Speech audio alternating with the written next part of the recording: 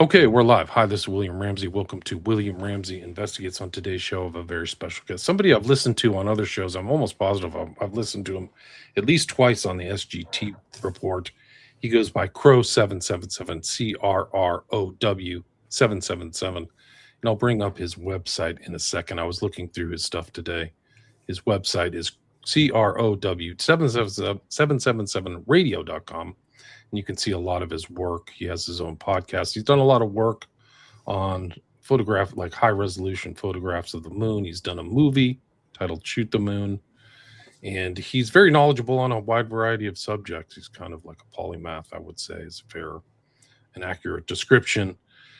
And I've been going back and forth with his producer, kind of a subject, but today is June 30th, 2026. And something I think that is important to note happened today on Congress, which is this MKUltra hearings.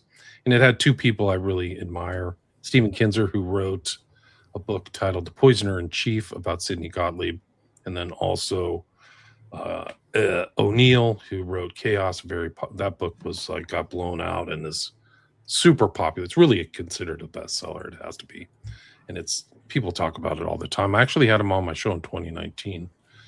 Before it really took off, but some people are critics of him. I think that he just looked at things with this kind of parapolitical angle that some people did not look at maybe at that time, 7 years ago. So to me, it was a groundbreaking book. And he talked a lot about Jolly West. They'd mentioned Jolly West a lot of times in this congressional hearing. But we're going to start out. I'm going to play a few videos after CRROW adds his introduction. We're just going to play a few videos and go into kind of like what's happening. Like this is, we talked in the pre-show about MKUltra kind of being on a continuum as like this is what they were researching back in the 50s, 60s, 70s. Well, where are they today? What are they doing today? And where are we? I think we're into a very serious application of social and cultural control. And CRROW mentioned the word surveillance capitalism, which I think is a really great term that he can expand more about. So CRROW, welcome to the show. Hey, thanks so much for having me. For people who haven't heard your name, like I said, I've listened to you on multiple spots. I'm trying to remember, but for people who haven't heard your name, maybe you can add on to the introduction, tell people what you've been working on, and then we can listen to these two videos and go from there. All right, perfect. All my stuff is on a private server because I've been censored out of existence, and there's an active censorship algorithm on Google on my name and my work. So CRROW777 Radio is the website. There are 2 R's in the word CRROW.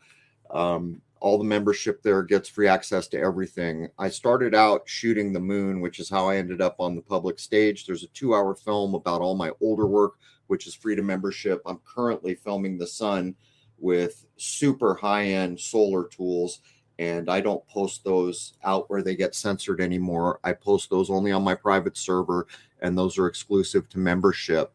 Also, I run a podcast every Wednesday, and since we're going to talk about what we might as well call surveillance capitalism, I've been covering that for over a decade. As a matter of fact, the first book that I saw come out, a lady named Shoshana Zuboff, I think may have coined the term surveillance capitalism. If I'm not mistaken, I don't have Rose here to correct me. I think it came out in maybe 2016.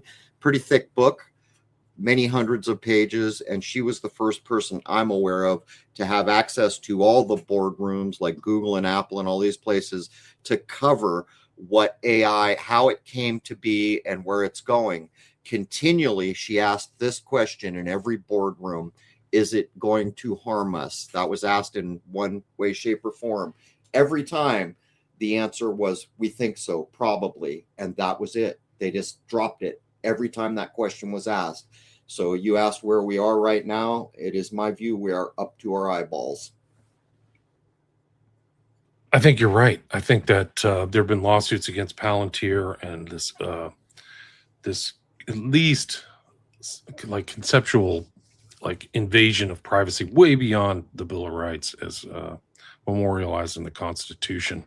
And I think that this kind of intrusiveness of the state or the state's powers, or even corporation and the state, maybe fascism in a not the kind of leather boot stomping type of fascism, but the Technical kind. yeah, like the actual real fusing of the state and corporate power together against the people Central is Intelligence. intense.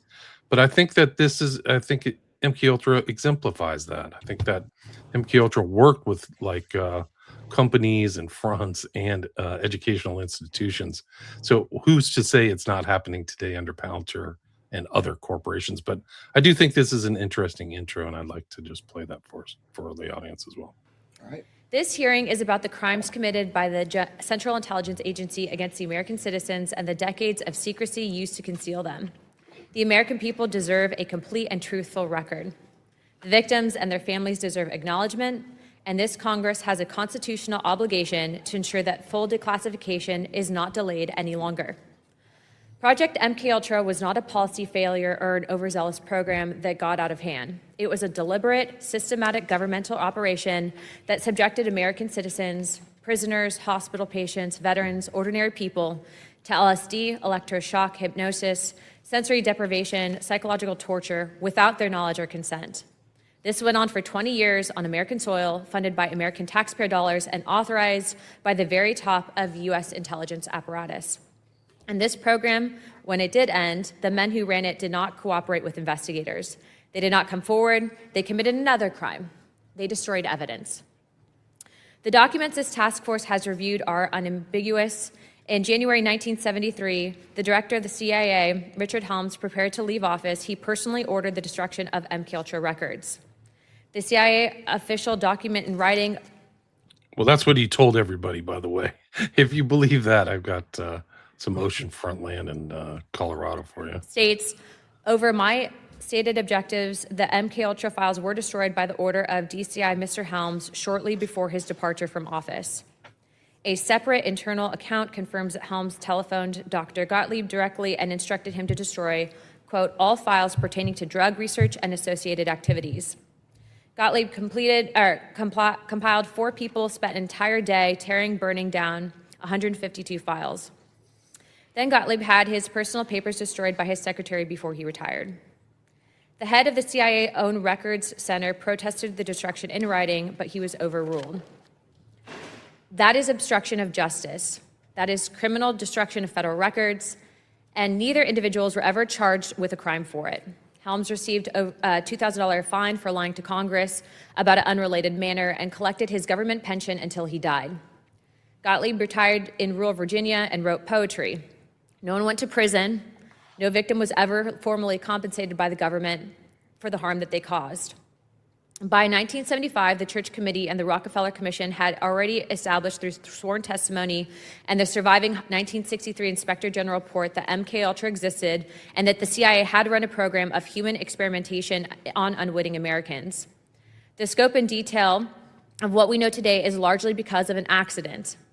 In 1977, an archivist diligently complying with a FOIA request discovered 7 boxes of MKUltra financial records that had been misfiled and escaped the bonfire.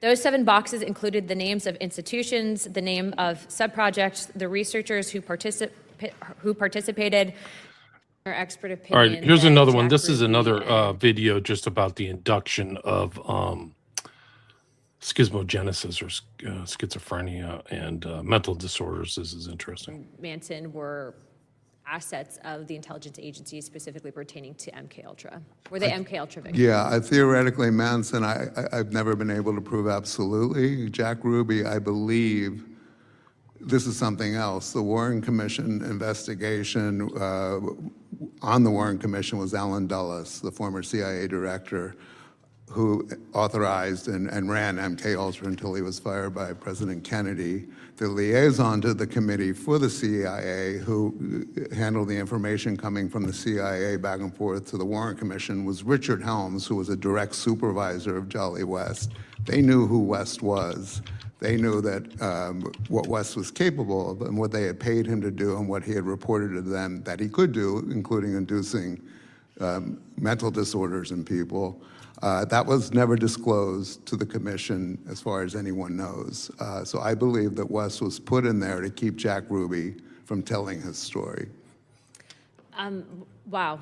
In closing, I just want to thank you all for being here today, and we will be following up, Dr. Kinzer, on your request to fully redact. I'll be following up personally with the director of the CIA. Anyway, those are the two videos that I have. I have a bunch of other videos too, but I think that it's a good starting point to kind of, as a background to what's led up to today, because there's so much information that has come out. There's a couple books, Search for the Manchurian Candidate, Operation Mind Control, Better Classics. But I mean, this stuff is still being applied today. Wouldn't you agree with that, Crow? It never went away. If you want to track this back accurately, we can go back to at least the late 1800s and the Frankfurt School. The Frankfurt School has direct lines to the Tavistock Institute, and the Tavistock Institute has people in every corporation that matters, or Tavistock trained people, to include everything that comes out of Hollywood. We did a show about the Tavistock. We did a couple shows on the Tavistock Institute. And for those who don't know, they're social engineers, what they do. But there was another book written by Daniel Estelin, and he went so far as to demonstrate that when any given TV show or films or things like this, they have a man in there. And after the script is done, after it's getting ready to go on, there's a guy who's been trained or from Tavistock who's inserting the social engineering in before it gets filmed. And now, with the way films are made, that can even be done after the fact. So not only has it never gone away, it is part of the fabric of what it means to live in this world right now. Right. So it's always kind of be around all the way up to today. So this cultural engineering, the MKUltra it's not some kind of aberration or anomaly. It's just been going on for all the way back to the 19th century of all these things. And a lot of this fiction that we think is entertainment was actually social engineering. Would you agree with that? Well, I think I would take out the double barrel shotgun and expand that, ad nauseum. If we take a simple character, which they're trotting out on the stage, and by the way, I'm so happy to see Congress finally telling us the truth. There's going to be people going to jail here shortly, right? Because they've obviously violated every constitutional right that anyone ever had, not to mention God-given rights. This is hot air being blown into a microphone, and they're admitting what they're admitting. This is a bit like Revelation of the Method, as Michael Hoffman and James Shelby Downard put down. But if you take a character like Manson, let's just do a little bit of logic here. How many lives do you suppose were touched by that? Well, he was into the Laurel Canyon scene, which people like McGowan showed were all children of the military-industrial complex. They invented a new musical place because when Laurel Canyon came to be, there was no music system there. It was all New York and down there in the South, in Nashville. And so they put it there. They created it. They even invented the look of what hippies would be. McGowan showed that there was a store selling hippie clothes before anyone knew what a hippie was. My point is that music touched every corner of this realm, every corner. Manson's in the middle of it. He's in Laurel Canyon, and they're drugging the living bejesus out of everybody. And they're doing it with LSD, which is a big part of the things that are supposedly being covered here. So my point would be that they did it to more people than could ever be quantified.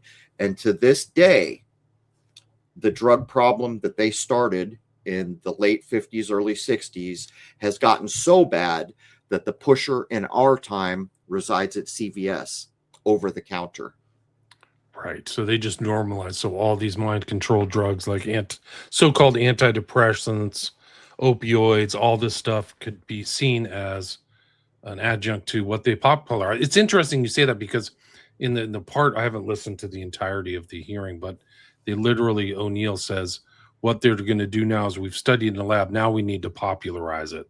So they made this conscious thing to take the research they had done in the 50s and apply it into the population in the 60s. So you could see Manson, like you mentioned, in Laurel Canyon, who McGowan literally said all those people have military or intel or elite backgrounds, and then popularized it to the world. Like Manson's best buddies with one of the Wilson brothers from the Beach Boys.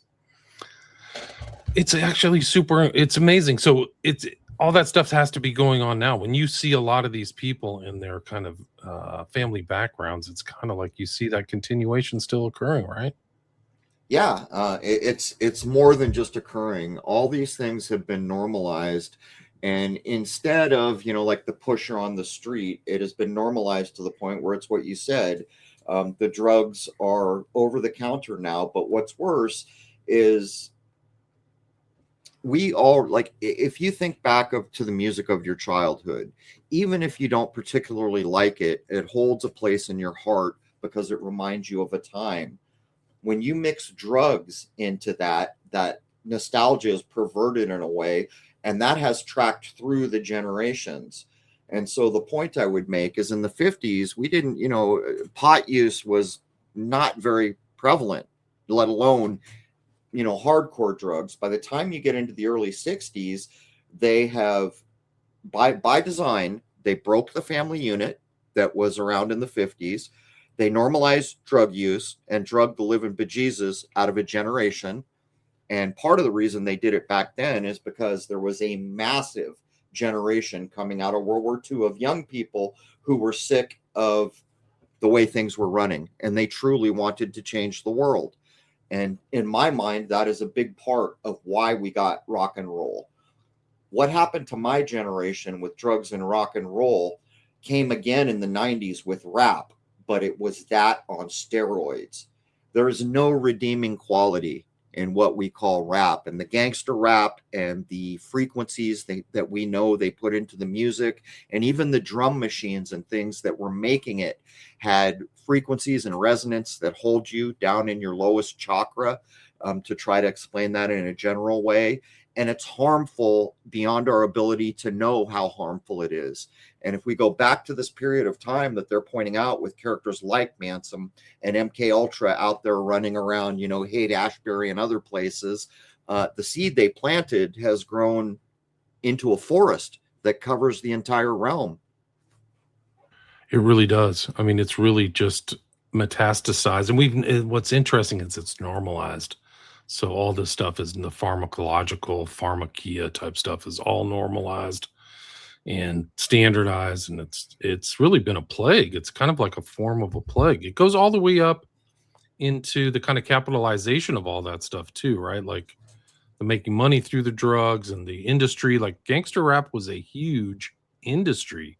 So not only was it like eliciting the baser type of sensibilities of people, I mean, there are probably more white listeners than black, is my understanding, but like it created this whole new culture and capitalistic culture based upon pretty dark stuff. Would you agree with that? Yeah, it's like at some point somebody did a study on SpongeBob SquarePants to show that the children that grew up with that their IQ, for lack of a better descriptive term, had been lowered as a result of being exposed to all that.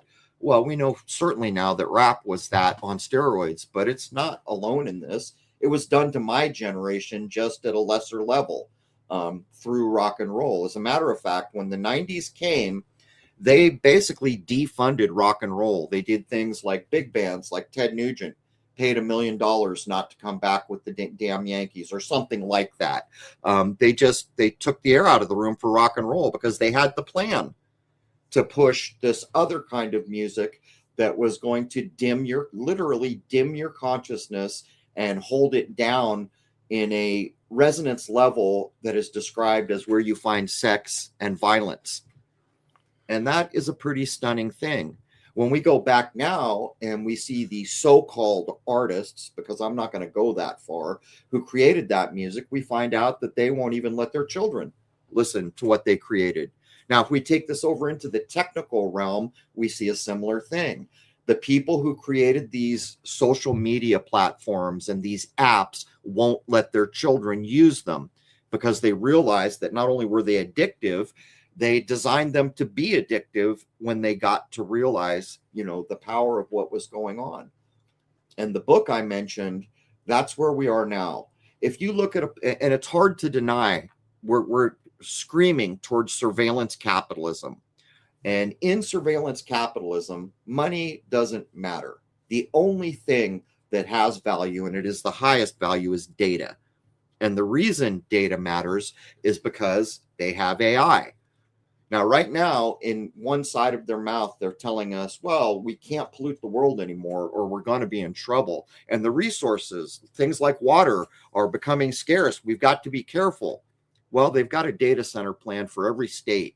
The biggest data centers, we are told, use ungodly amounts of resource and pollute at levels that are also ungodly. The biggest of these centers supposedly uses 500 million gallons of water a day.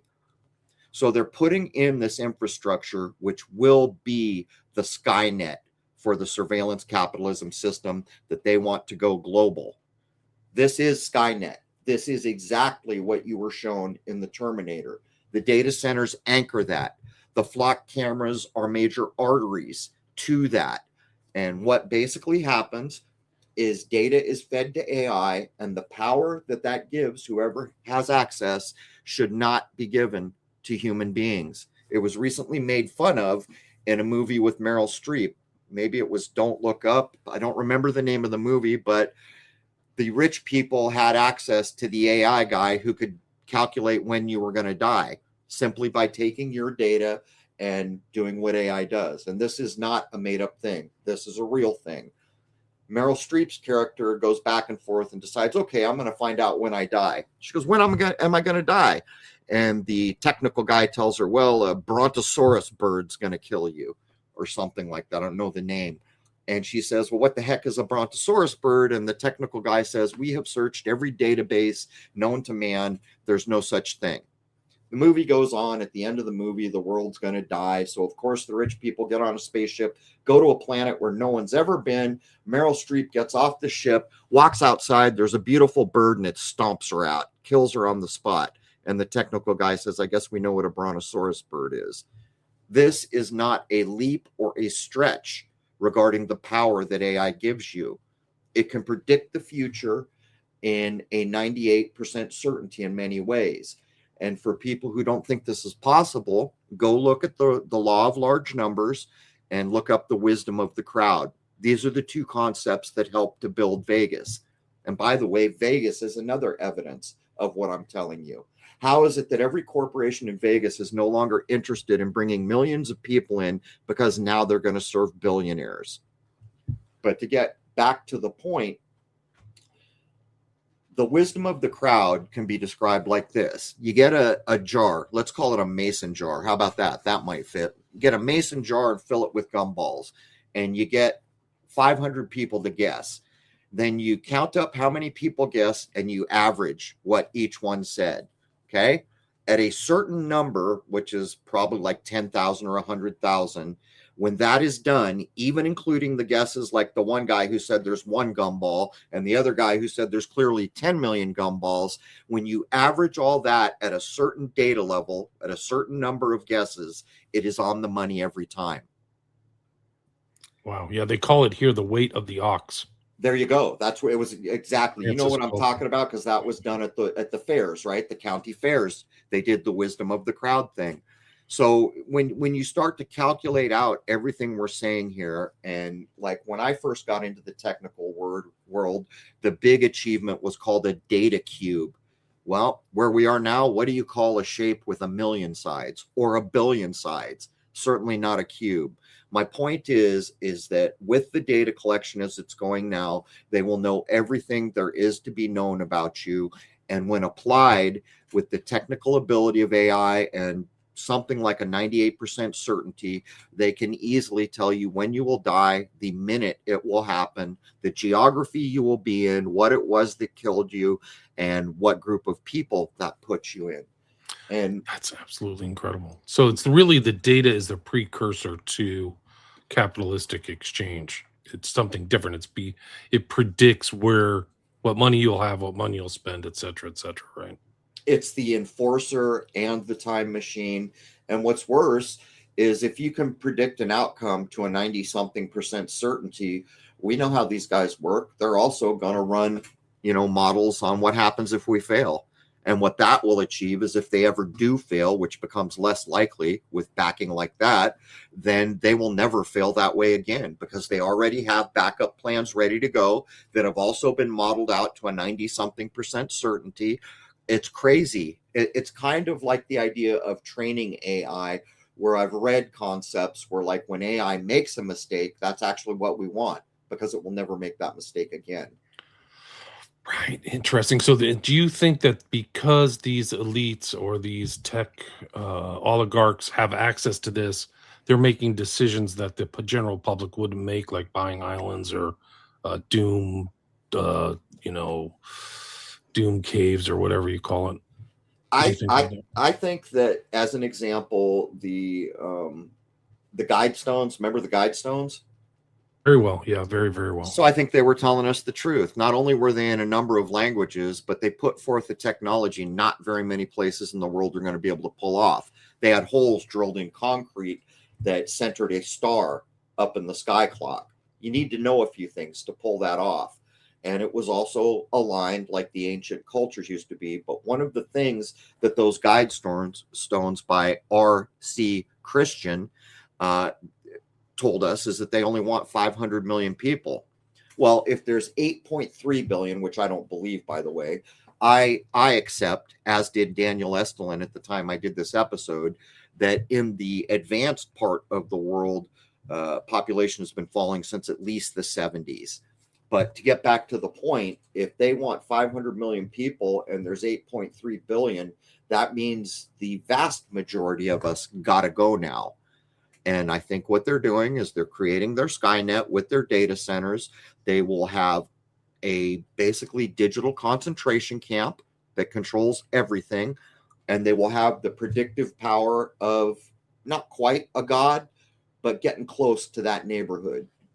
Like almost like Book of Revelation powers or something like that. Like incredible. And the Guidestones were also based on monolith, like the monolith shape too, which is kind of odd.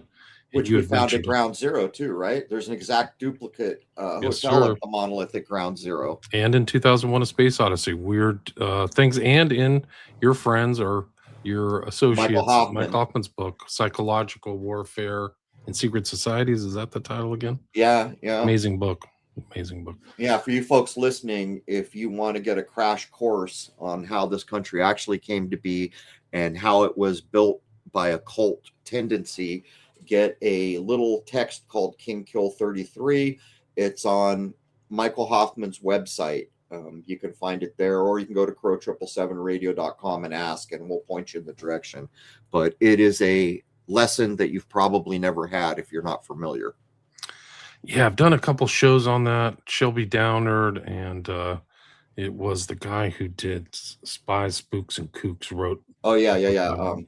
Adam Go Rightly. There you go. Yeah, and I've had him with Visigoth. I don't know if you remember Visigoth, but he was on that show. So I've had some of Visigoth's stuff. He was willing to kind of research that on a radio show, not even an internet show. But so that whole thing, but it also pertains, like you've done other shows and research. I was just looking, like your episodes, you're at almost 700 podcast episodes. Is that right? That's true. Yep. And each one is about 2 hours? Yes. Gotcha. So you can get the first hour free if people want to. Yeah, you can go to my website without even logging in and have free access to the first hour. But since it's on a private server, every syllable, every consonant, every vowel I have ever uttered is available all the way back to episode 1. And some of those early episodes will starch your socks, like the one that tells you nuclear weapons don't exist as described. So you really don't think that weapons exist? When did you do your first episode? Do you remember the year? Well, it's hard because I had been interviewed quite a bit before I had my site fully functional. I'm going to say 2015, 2016. I had a site that went away before the first parts of the site I have now. So at the end of 2015, I think I did the first test run. So if we're in an era of surveillance capitalism, I'm going to ask you a two-part question. One is the Internet of Things here now, or 6G agenda implemented? And the second question is, do all human beings have a MAC number? Yeah, we've just covered this recently. Every single person that the people we interviewed scanned had not only a MAC number, but there was another signal as well. it's a little bit complicated, and I do so many episodes. I'm not going to try to be very precise here, but it is in the episodes if you want. And what they're doing is looking for ways, and they found a way. There's been a few ways found to get rid of the MAC address, but what this tells you is that a human being is emanating a MAC address now. And so how does it get into everybody? It's probably nanotech, I would imagine. It's being sprayed in chemtrails. It is in a gallon of milk. Is it, who knows? How is it getting into everybody that's been tested? But that tells you that we are already well on the way for human beings to each be a node in the network. It is so crazy. It's hard to believe that that's actually true, but I've heard other researchers do it, and they have that. You can get a MAC. What does MAC stand for? What's the acronym? It's I'd have to look. I'll look it up for you. I'll forget. Quick. Okay, but basically, it's like something. And I remember during COVID, when people passed away, they would be buried, and somebody would walk around with a MAC detector, and each one of the dead bodies would like respond with a MAC number, and the person was not a living biological organism. Like, it's unreal. Like, wow. So if that's the case, then we're like way far beyond without even our consent. You want to talk about, so I think there are parallels between MKUltra and where we are now, is this implementation without consent of the governed. Yeah, of course it is. But you see, they have an idea that they've collected our tacit permission. 9/11 is an example of this. It is my view that 9/11, along with so many other things, was built so that they knew it would be discovered. It was a put up at some point. What happens, like it is now, so many of us know that it was a lie, that it was a false flag, yet we did nothing to do something about it. And that's where they step in, based on what James Shelby Downer taught us, to collect your tacit permission. But I have issues with that. It's the idea that universal law, if they don't want to violate universal law, they can't just put on steel-toe boots and do stuff to you because you're not strong enough to stop them. So this is how we got into the situation hundreds of years ago, where the powers that be would start working on the human mind. And that led up to things like the social engineers I mentioned all the way back to the 1800s. Oh, and by the way, words have meaning, and MAC address stands for Media Access Control. Right. And that's what they use to find a number for your land. So it hooks into the local area network. That's the importance of it. So it's not here it is right here. A MAC address is a 12-digit hexadecimal identifier assigned to a device's network interface, or U, such as an Ethernet or Wi-Fi, to help networks recognize and communicate with a specific device. And that's where we kind of feel, everything we just said, you think, oh, I'm emanating a signal, but it just informed you that this is also used to communicate with that device. In other words, it's not just emanating a locator, it's also receiving. Right. Good point. Right. So that's even scarier. So then you're at basically MKUltra on steroids and meth, where if you can receive somebody, they can change what they talked about neurotransmission or something in the past. Even in the 50s and 60s, it was like you could change people's moods, you could make them feel sad or make them feel irritable or whatever through hidden frequencies. They literally studied it. Helm studied it. They mentioned in these hearings today.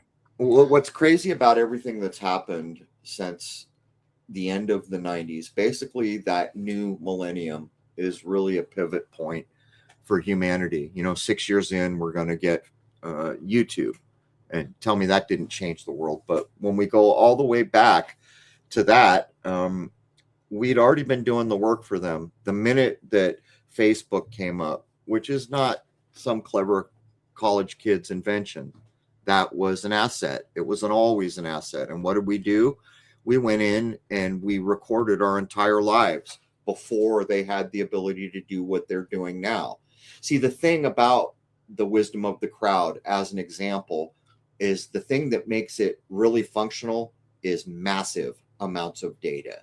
Right. So what the early internet and all the social media, we so flagrantly wrote everything we could about ourselves and let it match us up with everyone we'd ever known, and took a picture of everything we ever eat. What it was doing was getting massive amounts of data, but it was infinite data. It didn't stop. There's more tomorrow. There's more the next day. And we did that because we trusted. And here's the example I use. You know, people will say to me, well, how the hell did we get in this situation, Crow? You call your grandparents the greatest generation. Well, yeah, they were. You have no idea what that generation was like compared to where the youngest generation I can see now is, who can't even read an analog clock or read cursive writing, which means no Bill of Rights or Constitution, by the way. And that's where we're headed with this kind of a strategy. It's the barn wall and animal farm, right? Where the animals can't quite remember what the laws on the wall were yesterday because they were changed overnight, but they can't remember that. But getting back to the greatest generation, I'll tell you what happened there. They went out, they rolled up their sleeves, and they went into World War II. And most people can't imagine what the world was like and how hard everyone was working. For the first time, women left the household to go make airplanes or whatever was needed while the men were fighting. When it was all over, they were told, you are the heroes of the world. You saved the entire world. America saved the entire world from goose stepping. You are heroes. And then the 50s happened. And the 50s was the greatest time. Dad went to work. Everyone had a home. Mom stayed home. You had a car, a home, all these new devices, dishwashers. It was just, America was fantastic. Best movies, best cars, best everything. So not only had they been told they saved the world, they were proud of this country, and it never occurred to them, even when warned by Eisenhower about the military-industrial complex as he left office, it never occurred to them that they shouldn't be trusting the people who guided them through what they were so proud of. And that didn't come around until the children of the 60s came of age. And that's why what we're talking about was put into high gear, because that massive generation was going to change the world. They were going to do big things. So they had their brains stomped out of their heads in more ways than you can imagine, drugs being just one avenue that they had to contend with. Right, chaos and destabilization. And I mean, I tell this story all the time, but actually in the hate, like people may think of the hate now as this chaotic Manson-esque environment, but actually the Summer of Love in like 66 and 67, they didn't have hard drugs. And there were people, like it wasn't all this decadent type of things that people think about now, because it was imposed upon them, in my opinion. It was. Somebody grew up in San Francisco, much like the Dead, who has really dark. You talk about Tavistock. I think the guy who wrote the lyrics for the Dead, his dad worked for Tavistock. Have you ever heard that? Of course. Well, the Dead has been shown they were on the FBI payroll. Many suspect connected to the CIA somehow. There's that old clip of George Harrison, oh, I went to the hate and I had this LSD in my pocket, and by chance someone had a microscope. So I looked at it and it looked like dirty knotted ropes. So that was it. I was done. Hey, kids, don't do drugs. Well, sorry, George. You just spent the last decade or more making psychedelia and drug use a thing. You put whole albums out to brand it, and those albums changed the world. And every young person everywhere in the world was holding their breath to get the next album, because that music and that genre called rock and roll was the be all and end all. It was the movies, it was the news, it was the book, it was the leisure time, it was everything. That music in that time. When Bob Dylan put out his poetic lyrics, they were gone over with a fine-tooth comb. What is he trying to tell us? And when the puppet show masters realized that, what do you think they did with those lyrics? Of course, we know what they did with those lyrics. They got rid of them or edited them. Or what did They do? added in their stuff. their triggers, their switches, their normalizations, their all the things that were within their ability to impose to control a generation, which was the biggest to date of young people who had it up to their eyeballs with the way the world was running and the wars. That's what makes sense, is that Manson thought the White Album was about him is because somebody behind the scenes might have been writing those lyrics about people like Manson in that generation. Like, it's hard to believe. Yeah. I have a very dim view. It is my point of view that that was all done in concert. It is my view that Manson was an asset. It is my view that the creation of the Beatles music was part of the plan. Yeah, it is me my too. view that most people who are young now don't remember what happened when the supposed Manson murders went on, which was another Hollywood special, and actually in Hollywood or very close to it. The day, see, we did the Summer of Love, and then actually even Woodstock didn't happen the way you think it is. But the point was, peace and love was real. There wasn't a lot of violence going on. So they had to end those hippies, and they did very effectively. They did another Woodstock most people don't remember at a speedway on the West Coast where the Rolling Stones supposedly put the Hells Angels in charge and people got killed. 69. Altamont, yeah. Altamont. So the hippies are getting killed by the planners. Then And Manson. the CIA agent was literally airdropped by helicopter into Altamont, Timothy Leary. There you go. Write it. You can't write There you go. And then Manson, all the Manson murders thing, and they connect that to the music that everybody loves. And let me ask you a question. If that music really did somehow spur the butchery and actually the removal of an infant from a pregnant lady is part of that story. She's an actor, by the way, and her husband's a producer, by the way, just hint, hint, hint. But after that happened, for the first time in my life, I saw bars go up on windows. And all of a sudden, hippies were not about peace and love anymore. They were those dirty, drugged out hippies, which Tarantino shows in his movie, the kind of loathy view. But let me ask you a question, Mr. Tarantino. If that really happened and that level of violence occurred, you think it's okay to go make an entertaining movie and rewrite what happened that night as in service to entertainment? Well, I know who you are, Tarantino. I know who everyone in Hollywood is. I know what it's used for. And I never forget how to break down the word entertainment. Enter, to go in. Tain, to hold. Meant is always mind. To go in and hold your mind. And that's what it's been used for quite a long while now. When you see what's going on behind the scenes, it makes present history look just totally fake. I mean, what we're told is really random history is created. It's like creation of culture. Right. And you're absolutely right. But I'm so old. I remember people used to leave their keys in their car. Like they would leave their keys underneath the visor or just on the thing because they didn't have to worry about somebody stealing them. It's all changed. No, you didn't lock your door. What about hitchhiking? What about hitchhiking? Yeah. The young people now can't imagine that you just wandered out to any road that was near you and put out your thumb and someone you knew nothing about pulled over and gave you a lift. That was real. When I was in high school in 9th grade, I hitchhiked to school almost every day. And this is a different world we're talking about that has not yet been through the Cuisinart of social engineering. The level of etiquette of one human being to another was very, very different than it is now. And I can't even describe how different it is. This generation could not understand what it was really like in the 60s or 70s. No. And how peaceful and mild. And like the culture and what I watched on TV, Mutual of Omaha, animal shows, Leave It to no Beaver, trannies, Brady no Bunch. gays. Yeah. Just totally like wholesome family entertainment. It's just incredible how much it's changed in my life. It's gotten so much worse.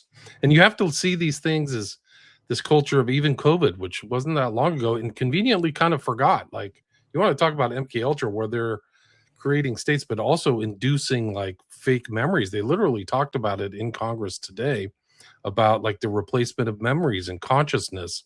And you can see this happen in time where like incredible events happen and then people just give them up, like almost like they're Eloy from Time Machine or something. Like it's just like, whoa, like you're just not even addressing these incredibly serious issues at a conscious level. I mean, well, think about some of the big changes in culture. Let's take a look at YouTube as an example. So around '06, we get this supposedly some ingenious guys invented it. Oh, by the way, people connected to other big IPOs. But anyhow, it's not just a chance that we got things like this. In the same way, royalty a few hundred years ago knew the power of the theater. In the same way, the powers that be knew when radio came along that mass communication was powerful. In the same way that when television came along, that was radio on steroids. They knew what they were about to wield. They knew it. So as we come up to the new era where things like YouTube are going to pull everything into their control center, or online is a better way to say it, but their control box, what they basically did, well, look at it this way. So all of my life, I got interested in a topic. What did I do? Well, I had to go to the library and look up the topic I wanted and find a book, or I had to research in some way to get what I wanted. When YouTube comes along, it starts turning human beings into more animalistic beings. You see, when a deer, who is an animal and doesn't plan life like a human being plans life, it reacts all day long. Oh, there's a noise. I got to run. Oh, something happened. I'm afraid. An animal reacts. That's a reactionary lifestyle. And here comes YouTube with its feed. So now the feed throws in front of you and you react to the feed. But you see, the feed was curated. One of the laws of networking is birds of a feather flock together. So a consequence of our early internet use was we mapped ourselves to what groups we belong to. Because online, you will notice a Democrat does not hang out in a Republican chat. A hard rocker does not hang out in a rap chat. We actually mapped known humanity. The third law was right. Birds of a feather flock together. So we grouped ourselves very conveniently. Then when we get to the era of feeds where things are becoming interactive, they're curating the feeds. But what's more is with all the data collection, the AI coming along, that curated feed is now targeted because it's been put through AI. So, you know, the idea of being a human being continually getting fuzzier and fuzzier, the unique abilities of a human being granted the divine spark of life and free will, that's a target in this new surveillance capitalism system. It really is true. It's really, we're at the point where we need to question our humanity, because even me using AI kind of casually, like, it remembers the questions I asked before. Yep. And it was learning it, like, oh, so you asked me about that 3 days ago. I forgot, but it didn't forget. It was like, I can tell you this because, oh, you're interested in parapolitics. Let me give you this. And some of its answers aren't that great, honestly. Like, I know more than AI, but still, the sentience. That's because It's we're not surreal. getting the real AI. We're getting the kindergarten version that will entertain us while everything that we say is collected and thrown on the blockchain. Right. That data is king.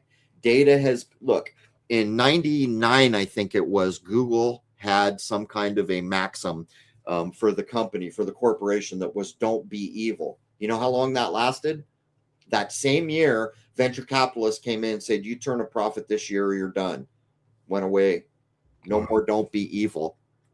The CEO, or maybe it was the COO of Sun Microsystems, right at the millennial point near 2000, said to the world, and nobody believed him, there's no privacy anymore.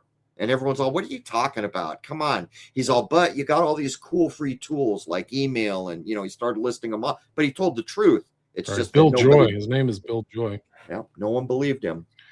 He was right. He's just ahead. Wait, the dude had like a crazy IQ, like 180 IQ or something super smart. That was a quarter of a century ago that he said that. Yeah, and he was right. He was 100% right. We don't have any privacy. Like, I literally have gone to the extreme to like get a Faraday bag and stuff like that just to get my phone in there. Good for you. I don't use cell phones. Oh, that's good. Well, I have a cell phone. I do text and I do take calls. My use is about 20, 30 minutes a day, depending on the handful of people I talk to. I have never used AI, nor will I.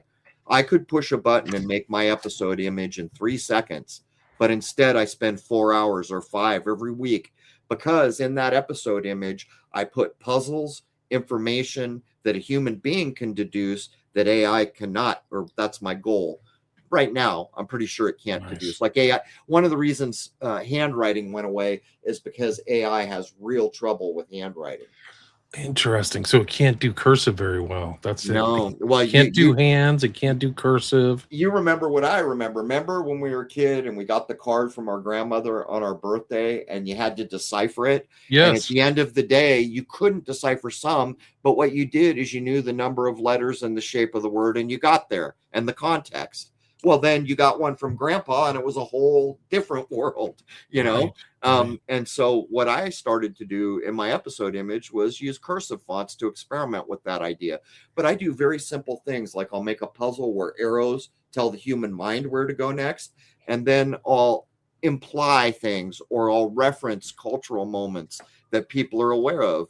So there's something there with the intent of a human being in it, and that a human being can decipher if they choose to do so. Right. Because the AI can't. It's still a robotic kind of thought processy. It still has robotic Not processes. alive, nor will it ever be. Crow, we are at the 50-minute mark. Do you have time for a few questions? Certainly. If anybody has any questions, put them in the chat. So there's already 4 here. Bart asks, was Gottlieb or Helms aware of the test subjects like Ted Kaczynski? I don't know offhand. Do you know? I would imagine anyone at a level, and they're going to compartmentalize that, right? Because it's part of the protection. So it might have been need to know. But the guys at the top are not just guys who work to the top. And this was shown by McGowan. How is it that every person that showed up that just happened to be friends could sing and play instruments? And by the way, how is it that all their parents were in the military industrial complex? You're looking at bloodlines and things like that all the way to the top. And when you get the true power of AI, it is my view that there's probably a table of 13 or something somewhere who has the actual control of the real good stuff. And everyone else, it's like need to know. The wisdom of the crowd stuff. Like, will they revolt if I make this decision? If I go to war to Iran, right? How many people will I have to deal with out of this crowd? And how many will be compliant, placid little, Let me make it worse for you. Okay, so here's the number of how many who are going to be a problem. What group do they belong to? What faith are they? What politics? What age group? How soon will they die? They know anything they want to know. That's it. That's why. That's probably why this disclosure day was so anti-Christian, is because like Spielberg and his buddies Let's have look at the that goods. for a second. How is it possible that the government's been queuing up for the exact word disclosure of so-called aliens, which you know nothing about except what Hollywood has shown you for the most part? And all of a sudden, the biggest director in the world, who has made the biggest blockbusters in the world, makes a movie at the same time. And what does he call it? Disclosure. Do you not see that there is no separation between entertainment, to go into and hold your mind, and govern to control, meant mind? It's all laid out in a plan. And when So true. I didn't watch the movie, nor will I, but when they roll out their little alien agenda, whoever they tell me is a good guy, I will think that they are telling me the exact opposite of what is true. That's how I will approach it. That's amazing you said that, because that's exactly what happened. It was like the inversion of all values. So the guy leading you to disclosure is the wise old, dude who has 12 followers, like he's like a Christ figure. And then the bad guy is this mean old white guy who lost his wife and he's bitter and he's trying to hold people back from disclosure. It's really I said it was the most. It's a Luciferian initiation for sure. Did you see it? Yeah, okay. It's one of. I went to the theater. I saw it myself. I think it's one of the most evil films I've ever seen in my life. Good up there with Rosemary's Baby, and The Ninth Gate. Good for you. I can't even let Rosemary's Baby. I just know. It was so evil. Then at the end, the disclosure is going. It's like a world thing. So everybody in the world's watching it, and then it's going to create world peace and resolve everybody's interpersonal problems. It was incredible. Like, you're lucky to have interpersonal problems. Actually, it's kind of a paradox, or maybe it's counterintuitive, but working out those personal problems is what makes us human, guys. It goes actually back to I think I pulled you away. You were about to do questions and I tangent. It's okay. No, this is all part of it. We're just kind of putting it all together. Here's another one. Bart asks, is there any connection between Tavistock and Lucis? I don't know. Do you know? And what? Tavistock and what? I think it's the Lucis Trust, the one by Alice Bailey. Have you heard of the Lucis Trust? I'm mildly aware. I haven't. It's like a Luciferian thing associated with UN. Sorry. Here's what you can know. If you really want to have old but very good data, go get Daniel Estelin's book on Tavistock. I reference it all the time for this, because what he showed is that every major corporation has been sending their people out for training, and Tavistock is in that, getting them trained up for Tavistock rules. Every time a television show, the way he puts it, is written by 30-year-old geeks, then approved, then tweaked around, goes to pre-production, right before it's getting ready to go on camera, their Tavistock trained man is right there to insert the programming and what they want in it. So if that is going on for all the things that go out into the world, I think we've answered your question. That is realm reach, right? That's everywhere. Right. World reach. If you're tapped into Hollywood, you're tapped into the world. Like some of these, I was looking at the kind of sales for these films, like Disclosure Now, and they have the world box office, and it's just incredible. It's not a localized U.S. industry. It's truly a global industry, and some of the revenues are in the billions, not hundreds of millions. Ed Girl asked, what do you think of Aquino's Mind War and Mind Store in our minds today? Do you have any thoughts on that? I'm not sure exactly what she's referencing. I think it's that Mind War, the PSYOP to Mind War book. Have you ever heard of that about Michael Aquino? I'm aware of it, but I haven't read it. Okay, here's another question. Lizzie asks, who created Tavistock? Is it still as powerful in social engineering? Yeah, certainly. And it's got roots all the way back to the late 1800s. What they had learned in the Frankfurt Institute has a direct line up to Tavistock. And you've got to realize, too, that Tavistock is a lord's last name in some way. I've forgotten exactly the connection. But they used to have a logo, which is on the cover of Estelin's book, of a sheep with a steel band around its waist hanging from a chain. Wow.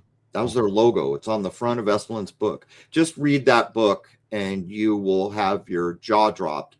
It even is the reason I'm so impressed with it, because he does what I do. You referred to me as a polymath. Well, maybe that's fair if you leave out the math. But the number of subjects, and one of which is television use, he breaks, and I had broken it down before I read this, basically a habitual television watcher, within about 10 seconds, if it's a habitual user, your mind's brainwaves start to go identical to what an opioid user's brainwaves look like. Wow. And you don't think this is used, and I mean, it's crazy. And then he goes and draws the line to all the big corporations. Remember the Macy's store that was in all the big malls? Well, that family was doing the most heinous things all the way back in the 30s. They were already looking at eugenics and other things. Was it the same Macy conferences? Was that the same people? Wow. Same name. Wow, I didn't know. And I never made that connection connection. There, right? Every time you buy a perfume, you're paying for a dark social engineering person to study how to subvert you even greater detail. It's never been more important to grasp your free will and employ it, and to be a unique human being. I have rules for myself. I don't join groups, will not join a group. I want my own thoughts. I don't want to be inheriting someone else's ideas. I do my own work, whether I'm right or whether I'm wrong. And being unique is a very special thing, because one of the things the system we're living in, it homogenizes very well. That's a really good point. And that kind of goes back to like solving interpersonal problems. The reason you have those problems because you're different, and those differences are actually great.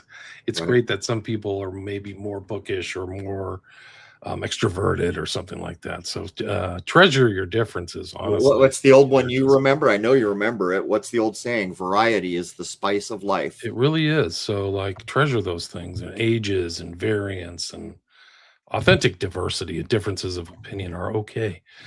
Crow, we are at the hour mark. Great conversation. Thanks for coming on. We had 275 live listeners. So thanks everybody for listening and everybody for all the great comments and questions.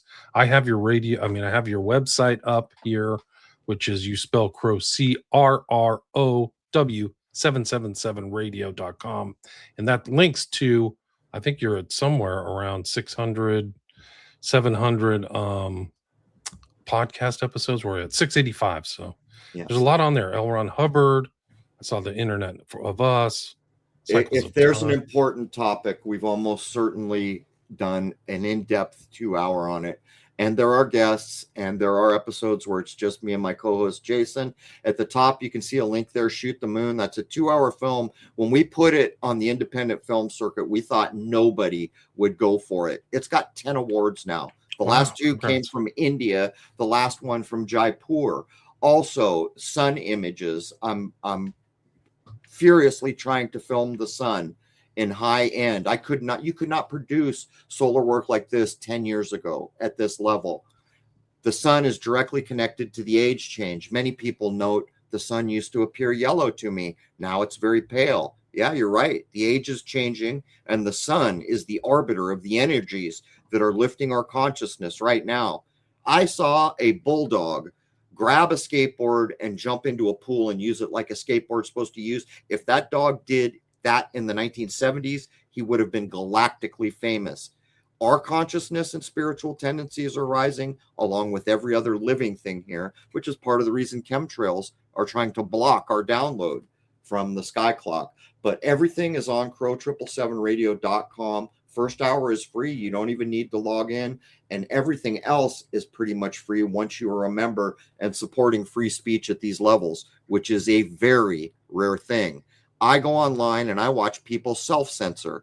They say ridiculous things like pew pew, as if AI can't deduce that that means gun. They will not say die. They will say unalive, because clearly nobody can put together that unalive means dead. On my site, you get free speech. Great. So check it out. I'll put a link to your website. Is that the best place to contact you if people want to reach out? Are you on social media or anything? We do have social media, but it's a billboard pointing to this. So everything goes back to your website. Yeah. Again, that's CRROW, CRROW 777 radio.com. And then we spoke with CRROW777. Thank you so much for your time. Really appreciate it. Thanks so much, man. It was a pleasure. Yeah. Cheers. Likewise. Stay there.